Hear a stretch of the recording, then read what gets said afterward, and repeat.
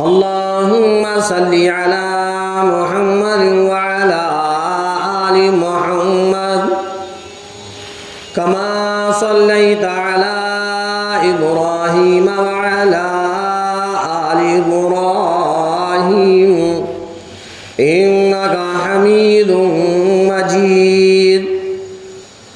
اللهم بارك على محمد وعلى آل محمد كما باركت على إبراهيم وعلى آل إبراهيم إنك حميد مجيد.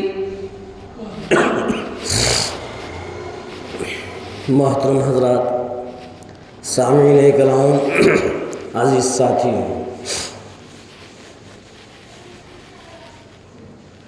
اللہ تبارک تعالیٰ نے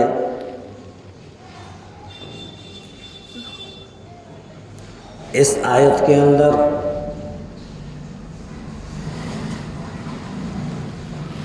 اس کیفیت کو بیان کیا، اس منظر کو بیان کیا جو حضرت اسرافیل علیہ السلام کے سور پھونکنے کے بعد عجیب و غریب کیفیت ہے. کئی ہفتوں سے موت کے اوپر بیان چل رہا ہے. اس دنیا کو چھوڑ کر آخرت کی طرف سفر کرنا ہے.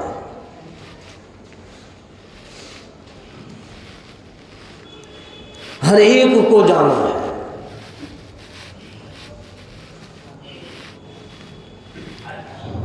جو بھی دنیا کے اندر آیا ہے ہمیشہ ہمیشہ کوئی دنیا کے اندر نہیں رہا. ہم اور آپ سب جانتے ہیں.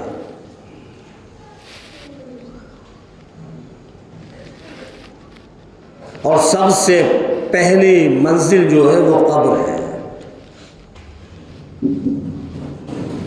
بتلایا تھا میں نے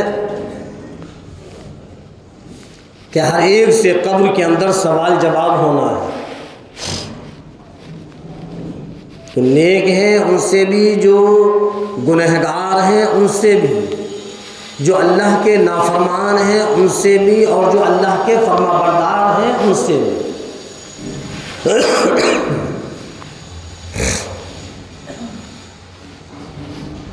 جو ان سوالات کے جوابات صحیح دے دے گا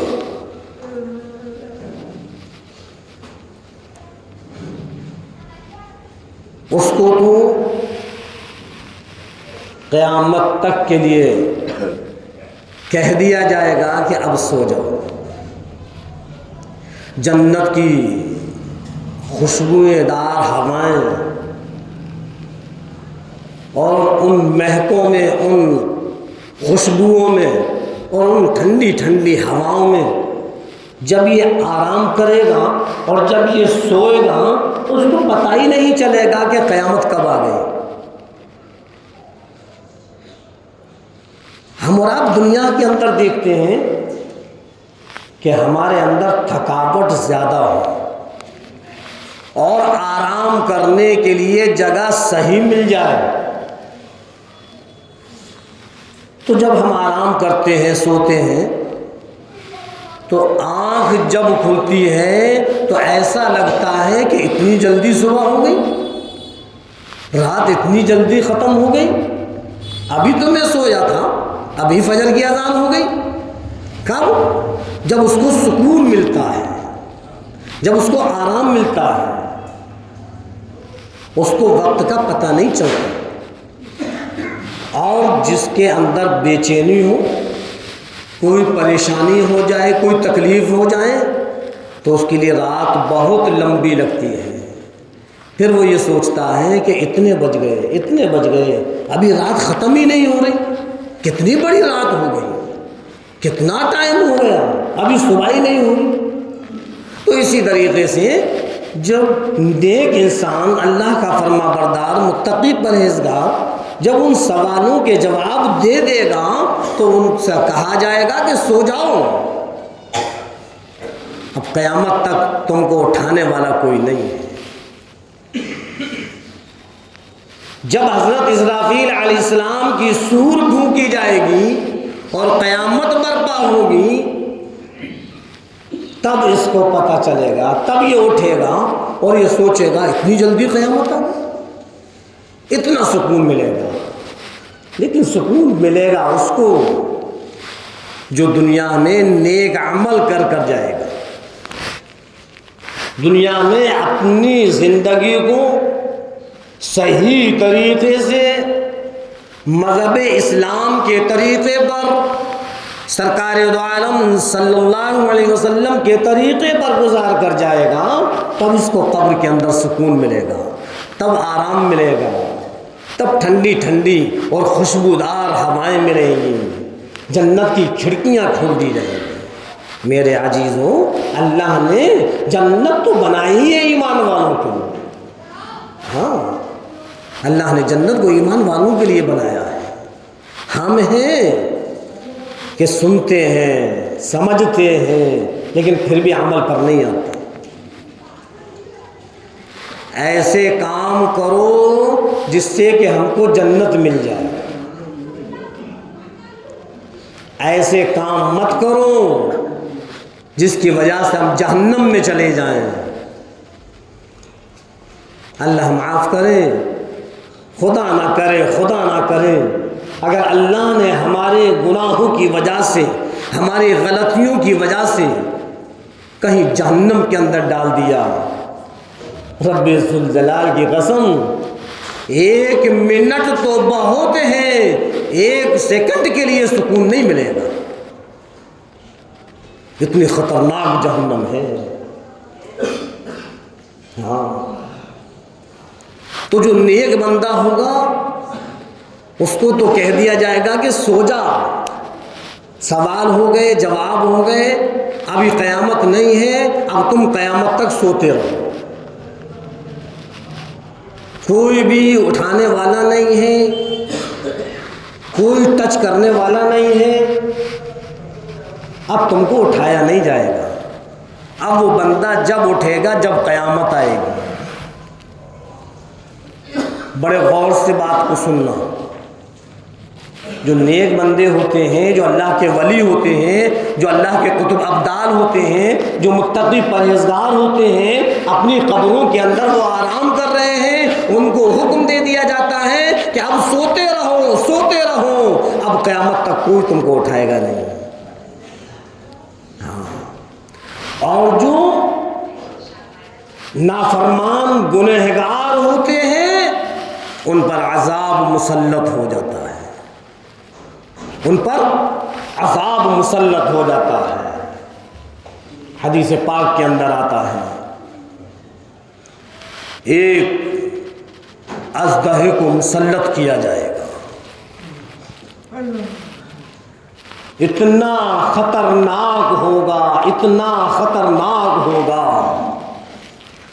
جب وہ اژدہا اس کو ڈسے گا تو مردہ 70 ہاتھ زمین کے اندر دھس جائے گا، پھر وہ اس کو نکالے گا، لوہے کے ناخون ہوں ان سے نکالے گا، پھر ڈسے گا، پھر 70 ہاتھ زمین کے اندر۔ اندازہ لگاؤ کتنا خطرناک ہوگا۔ اور وہ یہ کہے گا، اے اللہ کے بندے، تو نے فجر کی نماز چھوڑی ہے تو میں تجھ کو فجر سے لے کر ظہر تک اسی طریقے سے مارتا رہوں گا۔ ابھی ہماری سمجھ میں نہیں آ رہی، جب دل میں آیا نماز پڑھ لی اور جب دل میں آیا چھوڑ دیا۔ میرے عزیزوں، اللہ نے ہم کو مہلت دی ہے، ہماری سانسیں چل رہی ہیں، اس کو غنیمت سمجھو، اور جو گناہ جو غلطی ہو گئی ہے ان سے معافی تلافی کرو، اور آئندہ کے لیے عہد کرو کہ کبھی اللہ کی نافرمانی نہیں ہوگی، کبھی نماز نہیں چھوٹے گی، ورنہ اسی نماز کے چھوڑنے کی وجہ سے جب قبر کے اندر ہماری پٹائی شروع ہوگی بچانے والا کوئی نہیں ہوگا. سمجھ میں نہیں آتا ہم اور آپ کے کب نماز پڑھیں گے. ہم اور آپ علماء سمجھا رہے ہیں, مفتیان اعظام سمجھا رہے ہیں,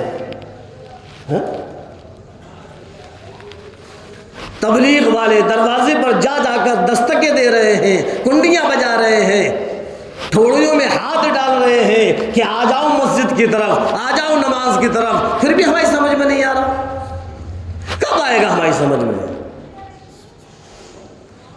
وہ دن دور نہیں ہے جس دن کی ہماری خود نماز ہونے لگے. میرے عزیزوں, میرے دوستوں, میرے نوجوان ساتھیوں, میری پردہ نشی بہن بیٹی ماؤں, نماز کی پابندی کرو, نماز کی پابندی کرو. نماز پڑھنے میں زیادہ وقت نہیں لگتا. جو نماز پڑھنے کی عادت بنا لیتا ہے اس کے لیے نماز مشکل نہیں ہوتی, اور جو نماز کو پڑھنا ہی نہیں چاہتا تو ہزاروں بہانے اس کے سامنے آ جاتے ہیں, ہزاروں بہانے آ جاتے ہیں. کوئی پتہ نہیں ہے کہ کب ہم قبر کے اندر چلے جائیں, کوئی پتہ نہیں ہے کہ کب ہماری پٹائی شروع ہو جائے, کوئی پتہ نہیں. ارشاد فرمایا مدنی کریم صلی اللہ علیہ وسلم نے کہ وہ اژدہا اس کو مارتا ہے, ڈستا ہے اور کہتا ہے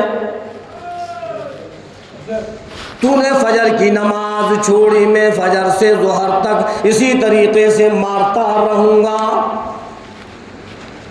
اگر فجر کی نماز, اگر ظہر کی نماز پڑھ لی تو ٹھیک, ورنہ ظہر سے عصر تک.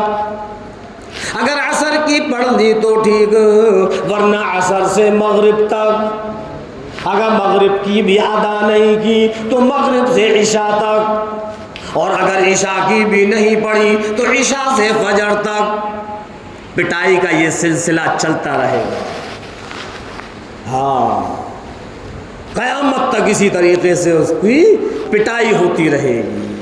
یہ کوئی کہانی اور قصے نہیں ہے جو کہ سنے اور سنی انسنی کر دیں.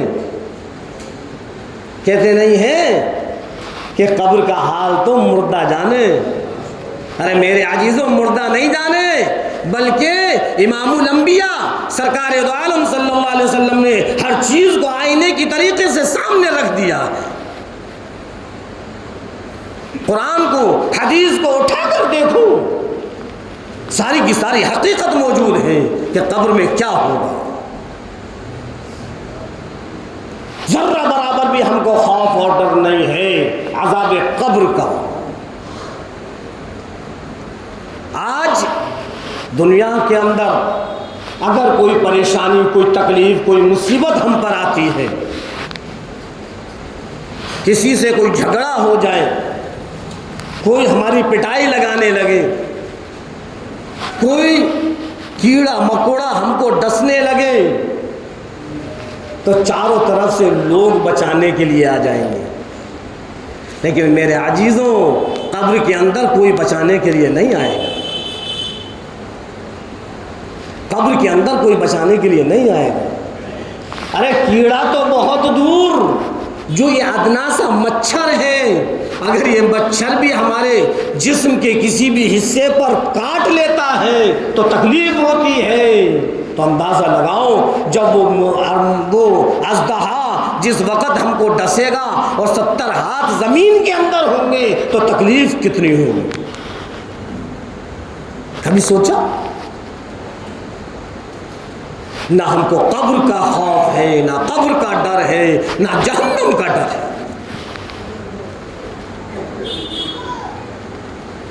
نہ جہنم کے عذاب کا ڈر ہے, نہ جہنم کے انگاروں کا ڈر ہے.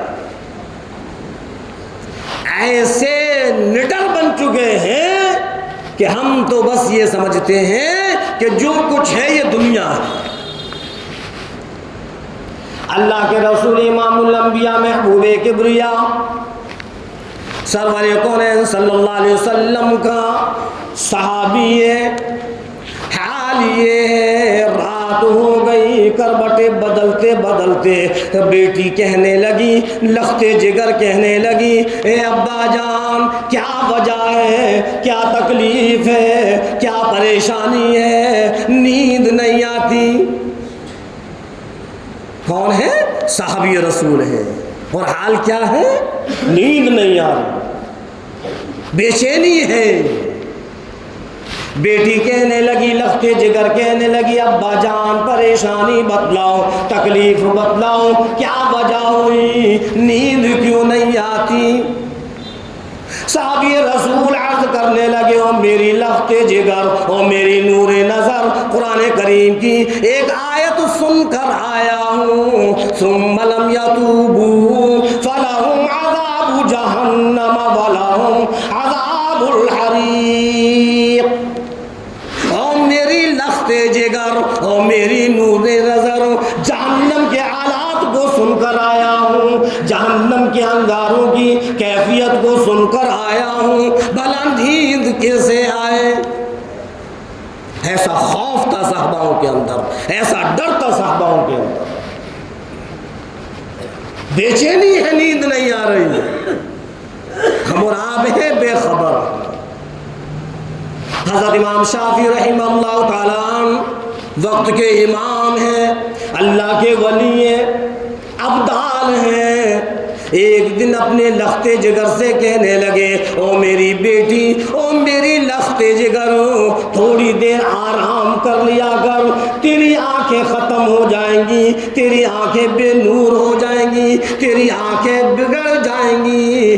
بیٹی عرض کرنے لگی، اے ابا جان، اے ابا جان، جب میں بستر کی طرف جانے کا خیال کرتی ہوں فوراً ذہن اس طرف چلا جاتا ہے، اے شافعی کی بیٹی، تو نے تو بستر سنبھال لیا، تیری صبح نہ معلوم، تیری صبح ہوگی تو کس طریقے سے ہوگی، زمین کے اوپر ہوگی یا لاکھوں من مٹی کے نیچے ہوگی؟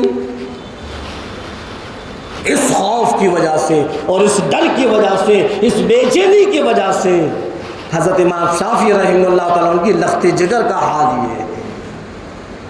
ہاں، اور ہم اور آپ کو ذرہ برابر بھی فکر نہیں، ڈر ہی نہیں۔ میرے عزیزوں، اگر ڈر ہو تو پھر ہم گناہ نہ کریں، پھر ہم غلطیاں نہ کریں، پھر ہم نمازوں کو نہ چھوڑیں۔ قبر کے اندر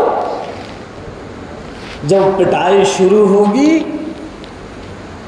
تو میرے عزیزوں کوئی بچانے نہیں آئے گا۔ ابھی ہماری آنکھیں کھلی ہوئی ہیں، ہماری سانسیں چل رہی ہیں، اس کو غنیمت سمجھیں، اللہ کا شکر ادا کریں، اور کہتے نہیں کہ صبح کا بھولا شام کو آ جائے، اس کو بھولا نہیں کہتے۔ اور اللہ تو بڑا غفور رحیم ہے، وہ تو اپنے بندوں کو معاف کرنے کے بہانے ڈھونڈتا ہے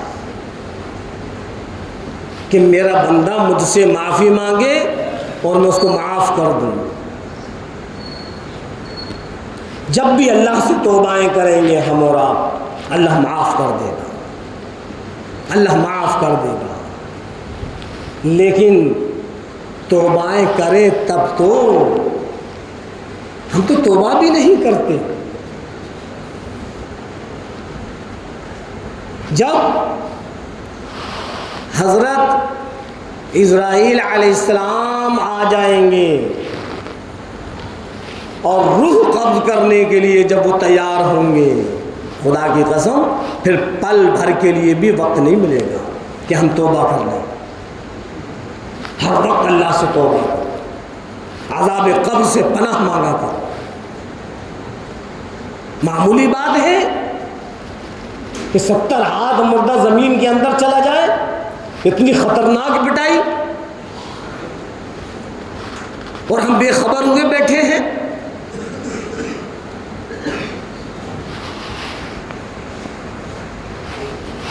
یہ دنیا کو اللہ نے دار العمل بنایا ہے،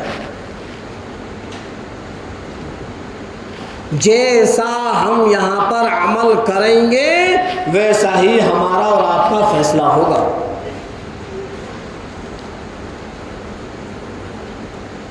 میں نے بتلایا کہ جو نیک بندہ ہے اس کو تو پتہ ہی نہیں چلے گا کہ قیامت کب آ گئی.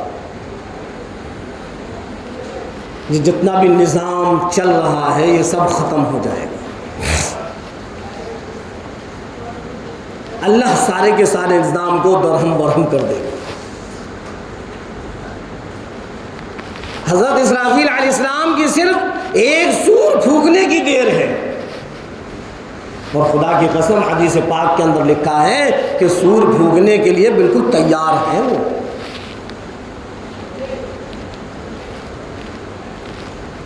کب سور پھونک دے اور کب قیامت آ جائے. خدا کا خوف کرو، اللہ کا ڈر پیدا کرو. میرے عزیزوں، اب گناہ کرنے سے باز آ جاؤ، نافرمانیاں کرنے سے باز آ جاؤ، اور امام الانبیاء سرکار دو عالم صلی اللہ علیہ وسلم کے طریقے پر آ جاؤ. ایک چیز اور بتلاؤں کہ جب ہم اور آپ کسی گناہ کا ارتکاب کرتے ہیں اور سرکار دو عالم صلی اللہ علیہ وسلم کو اس گناہ کے بارے میں بتلایا جاتا ہے، اے اللہ کے نبی، اے اللہ کے نبی، آپ کی امت اس وقت ان گناہوں کے اندر مبتلا ہے. میرے عزیزوں، ذرا اپنے دلوں پر ہاتھ رکھ کر دیکھو اور سوچو کہ میرے نبی کو کتنی تکلیف ہوتی ہو، کتنی تکلیف ہوتی ہوگی. وہ نبی جنہوں نے ساری کی ساری زندگی امت کے لیے مانگا، امت کی فکر کی، امت کے بارے میں سوچا، اور آج امت کا حال یہ ہے کہ نبی کے طریقے کو چھوڑ کر غیروں کے طریقے پر چل رہی ہے. اے لوگوں، ایمان والوں، مسلمانوں، مومنوں، امہات المومنین حضرت عائشہ صدیقہ رضی اللہ تعالیٰ عنہ موجود ہے. آپ کی لخت جگر، آپ کی نور نظر حضرت فاطمہ الزہرا رضی اللہ تعالیٰ عنہ موجود ہے. دونوں کے دونوں موجود ہیں، اور دونوں کے دونوں کہتی ہیں کہ جب امام الانبیاء سرکار دو عالم صلی اللہ علیہ وسلم کا وقت آ گیا، آواز پست ہو گئی، آواز ختم ہو گئی، آواز رک گئی، صرف لب حرکت کرتے تھے، لب حرکت کرتے تھے. میں نے کان لگا کر سنا تو آپ کے لبوں سے صرف یہی آواز تھی، ربی حبلی امتی، ربی حبلی امتی، اور میرے پروردگار میری امت کو معاف فرما، میری امت کو معاف فرما. آخری وقت میں بھی سرکار دو عالم صلی اللہ علیہ وسلم اگر مانگ رہے ہیں تو امت کے لیے مانگ رہے ہیں. آخری وقت میں بھی اگر سرکار دو عالم صلی اللہ علیہ وسلم کو فکر ہے تو اس امت کی فکر ہے. آخری وقت میں سرکار دو عالم صلی اللہ علیہ وسلم اگر کچھ بول رہے ہیں تو اس امت کے لیے بول رہے ہیں. اور آج اس امت کا حال کیا ہے؟ ذرہ برابر بھی سرکار دو عالم صلی اللہ علیہ وسلم سے محبت نہیں ہے.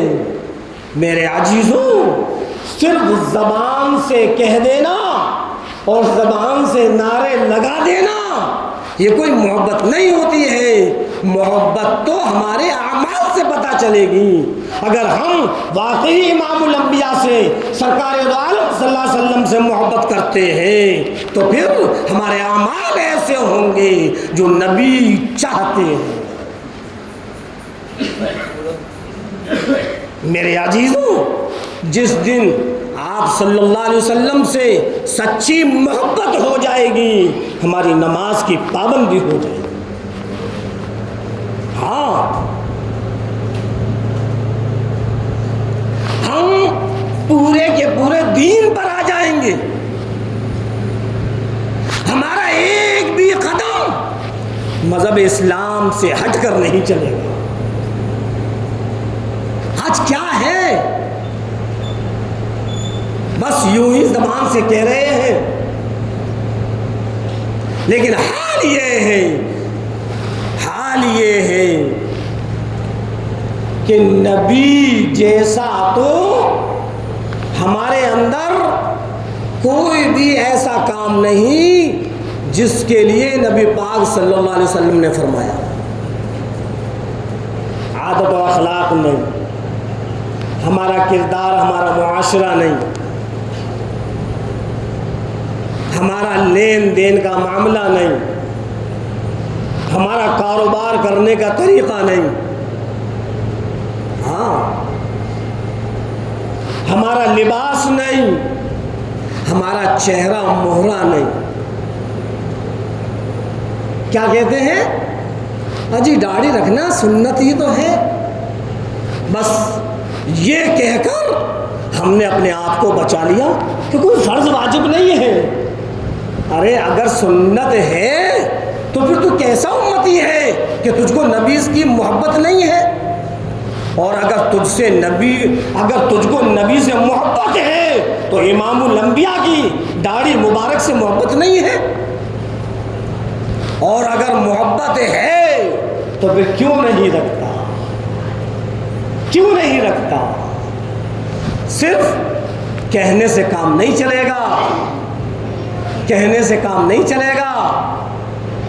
کہ بس ہم نے کہہ دیا کہ ہم سچے عاشق ہیں، ہم سچے نبی سے محبت کرنے والے ہیں، ہم نبی کے دامن کو نہیں چھوڑیں گے۔ میرے عزیزوں، یہ صرف کہنے سے کام نہیں چلے گا۔ جب تمہارے ہاتھوں سے، تمہارے پاؤں سے، تمہاری زبان سے، تمہارے کانوں سے، تمہارے اخلاق سے، تمہارے کردار سے، تمہارے معاشرے سے جب ایسا لگے کہ اب تو ہر چیز نبی کے طریقے پر ہے، تب لگے گا کہ ہاں واقعی ہم نبی سے محبت کرنے والے ہیں۔ سمجھ میں آئی بات؟ داڑھی کا رکھنا سنت ہے، لیکن یہ بات ہماری سمجھ میں نہیں آتی کہ اس کو کٹوانا حرام ہے۔ سمجھ میں آئے؟ ایک صحابی رسول ہے، ایک بال تھا صرف داڑھی کا، غور کرنا حدیث پاک پر، صرف ایک بال تھا۔ آپ صلی اللہ علیہ وسلم نے مسکرایا۔ جب اس بال پر آپ صلی اللہ علیہ وسلم کی نظر پڑی تو آپ کی مسکراہٹ آ گئی، آپ مسکرانے لگے۔ صحابی یہ سمجھنے لگے کہ میرا بال دیکھ کر آپ مسکرا رہے ہیں، تھوڑا چہرہ سائڈ میں کر اس بال کو کھیڑ دیا۔ جب بال کو کھیڑا، سرکار دو عالم صلی اللہ علیہ وسلم نے فرمایا یہ کیا کیا؟ تم کو پتا ہے تمہارے اس بال پر 70 فرشتے جھول رہے تھے، تم نے ایک جھٹکے میں ختم کر دیا۔ آج ہم اور آپ اس داڑھی کے کتنے بال اکھیڑ دیتے ہیں، کٹوا دیتے ہیں، نالیوں میں بہا دیتے ہیں، سڑکوں پہ پھینک دیتے ہیں، کوڑوں میں ڈال دیتے ہیں۔ اور کیا کہتے ہیں؟ نبی کی سنت ہی تو ہے، تو کیا نبی کی سنت سے تجھ کو پیار نہیں ہے؟ چل ہم تیری بات مانتے ہیں کہ نبی کی سنت ہے، تو کیا نبی کی سنت سے تجھ کو پیار نہیں ہے؟ اور اگر تجھ کو نبی کی سنت سے پیار نہیں ہے تو پھر تیرا دکھلاوا ہے کہ نبی سے محبت ہے۔ اگر تجھ کو نبی سے محبت ہے تو نبی کی سنت سے بھی محبت ہونی چاہیے۔ کیسی محبت ہے تیری؟ خامخواہی کے لیے محبت کے دعوے کرتا ہے۔ میرے عزیزوں، ہوش میں آ جاؤ، یہ غفلت کی زندگی سے ہٹ جاؤ۔ اب وہ وقت نہیں ہے کہ ہم اسی طریقے سے غفلت میں پڑے رہیں۔ جب ہمارے چہروں پر داڑھیاں ہوں گی. غور کرنا، بہت پوائنٹ کی بات بتلا رہا ہوں. جب ہمارے چہروں پر داڑھیاں ہوں گی، ہمارے سروں پر ٹوپیاں ہوں گی، ہماری تعداد لوگوں کے سامنے کھل کر آ جائے گی کہ کتنی تعداد ہے ہماری. آئی سمجھ میں بات؟ ابھی تو پتہ ہی نہیں چلتا، اور سامنے والا تو یہ سمجھتا ہے کہ یہ چند ہیں، انتی گنتی کے لوگ ہیں، ہم تو ان کو یوں ہی مسل رہے ہیں. اس لیے کہ ان کی نظر میں تو صرف مسلمان وہ ہے جس کے چہرے پر داڑھی ہے، اور جس کے چہرے پر داڑھی نہیں ہے ان کی نظر میں وہ مسلمان نہیں ہے. ہاں، پورا ڈبہ ٹرین کا بھرا ہوا ہے، اور انتی گنتی کے 10 15 20 لوگ مسلمان داڑھی والے ہیں، اور 100 150 اس ٹرین کے اندر بغیر داڑھی والے مسلمان ہیں. تو دیکھنے والے یہی کہیں گے کہ 10 15 ہی تو ہے، یہ باقی تو سب ہم ہیں. بات سمجھ میں آ رہی ہے؟ بس یہ 10 15 ہی تو ہیں، باقی تو سب ہم ہیں. اور وہ اپنا رعب جمائیں گے اور ہمارے اندر ایسا خوف اور ایسا ڈر ڈال دیں گے کہ اگر وہ ہم سے پوچھنے بھی آ جائیں تو ہم کہیں گے نہیں، ہم نہیں ہیں مسلمان. ایسا خوف آ جائے گا ہمارے اندر. میرے عزیزوں، اب وہ وقت نہیں ہے کہ جیسے چاہ رہے تھے ویسے زندگی گزرتی چلی جائے. اب تو ہم کو مذہب اسلام پر آنا پڑے گا، نبی کے طریقے پر آنا پڑے گا، اپنے چہروں پر داڑھیاں رکھنا پڑیں گی. سنت ہے یہ، لیکن وقت وہ آ گیا ہے کہ ہم فرض سمجھ کر اپنے چہروں پر داڑھیاں رکھیں،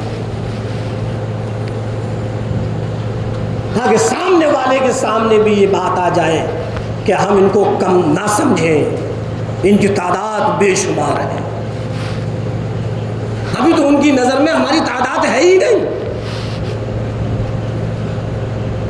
ہم اپنے چہرے مہروں کو بدلیں، ہم اپنے لباس کو بدلیں. ہم تو سب وہ کام کرتے ہیں جو ہم غیروں کو دیکھتے ہیں. میرے عزیزوں، ہم غیروں کو نہ دیکھیں، ہم سرکار دو عالم صلی اللہ علیہ وسلم کے طریقے کو دیکھیں، ہم مذہب اسلام کو دیکھیں کہ مذہب اسلام کیا کہتا ہے. اب سونے کا وقت نہیں ہے، اب بیدار ہونے کا وقت ہے. ہاں، جاگنے کا وقت ہے، ہوش میں آنے کا وقت ہے، اور اپنے آپ کو پورے کے پورے اسلام پر لانے کا وقت ہے.